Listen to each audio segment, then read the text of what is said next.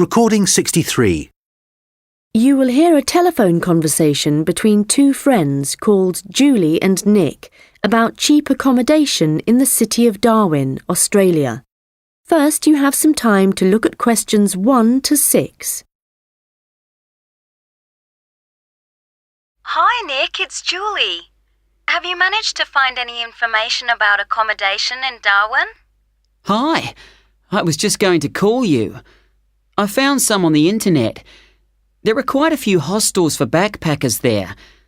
The first possibility I found was a hostel called Top End Backpackers. Okay. It's pretty cheap. You can get a bed in a dormitory for $19 per person. Private rooms cost a bit more, but we'll be okay in dormitories, won't we? Sure. So, that hostel has parking, though that doesn't really matter to us, as we'll be using public transport. Yeah.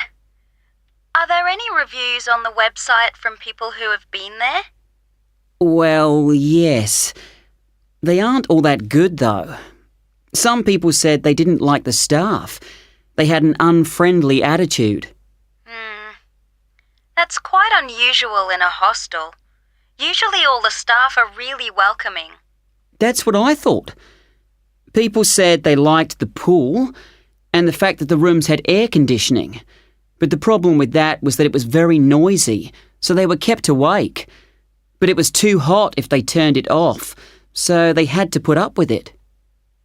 Someone told me there's another hostel called Gumtree something. Gumtree Lodge. It costs a bit more, $45 a person. What?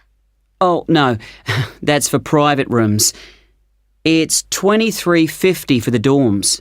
That's more like it. It looks to be in quite a good location. A bit out of town and quiet, but with good transport and quite near a beach. Has it got a pool?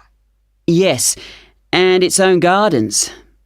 The reviews for that one are mostly okay, except for one person who said they couldn't sleep because there were insects flying around in the dormitories.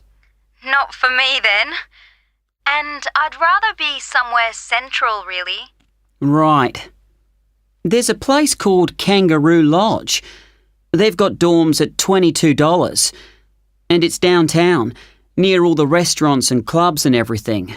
So that should suit you. And it doesn't close at night. So there's always someone on reception? That sounds good. The only criticism I saw was that the rooms were a bit messy and untidy because people just left their clothes and stuff all over the beds and the floor. Don't hostels usually have lockers in the bedrooms where you can leave your stuff? Yeah, they do usually, but apparently they don't here. Still, hostels are never particularly tidy places, so that doesn't bother me. And the same person said that the standard of cleanliness was pretty good, and especially the bathrooms. They were excellent as far as that went. Right. Yeah, I reckon Kangaroo Lodge sounds the best. Me too. Quite a lot of people reviewing it said it was really fun there.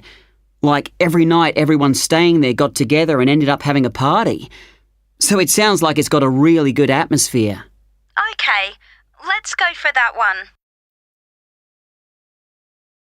Before you hear the rest of the conversation, you will have some time to look at the questions 7 to 10.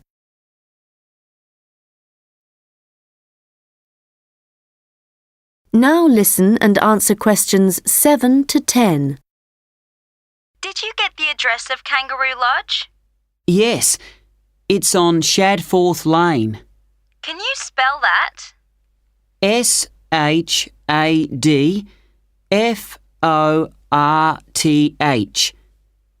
It's near the transit centre, where the intercity buses and the airport buses drop you off. Cool. I'm really looking forward to this. I've never stayed in a hostel before. Do they provide bed linen, sheets and things? Yeah. And you can usually either bring your own towel or hire one there. But they don't usually provide those for free. Okay. And what happens about meals? Well, You don't have to pay extra for breakfast. It varies a lot in different places, but generally it's okay. And there's usually a cafe where you can buy a snack or a hot meal for lunch.